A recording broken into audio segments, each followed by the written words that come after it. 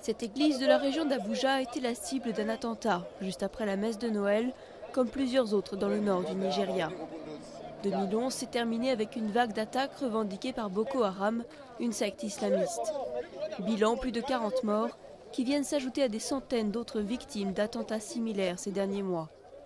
Et 2012 ne s'annonce pas mieux. Le 2 janvier, Boko Haram a fixé un ultimatum de 3 jours aux chrétiens vivant dans le nord. Sur ces images, on voit l'auteur présumé d'un attentat suicide contre l'ONU le 26 août dernier. Je vais faire couler mon sang. J'y vais maintenant, si Dieu le veut. Et je prie Allah pour que je sois tenace, pourvu qu'il m'y guide en toute sécurité. Boko Haram signifie « l'éducation occidentale est un péché ». La secte prône la création d'un État islamiste, mais elle est sans doute moins organisée qu'il n'y paraît.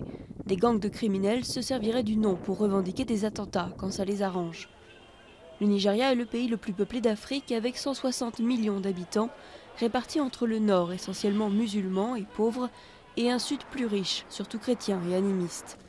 De son côté, le président Goodluck Jonathan a décrété l'état d'urgence dans plusieurs zones du pays suite aux différentes attaques. N'importe où dans ce pays, si un individu ou un groupe d'individus d'une institution traditionnelle ou religieuse sont associés à ces troubles, on va s'en occuper avec fermeté. Mais l'autorité de l'État est largement contestée. Les militaires ont été accusés de tuer des civils et de brûler des maisons après les attentats dans le nord. L'état d'urgence fait craindre que l'armée ne profite de cette mesure d'exception pour commettre des violences et aggraver la situation dans un pays déjà très divisé.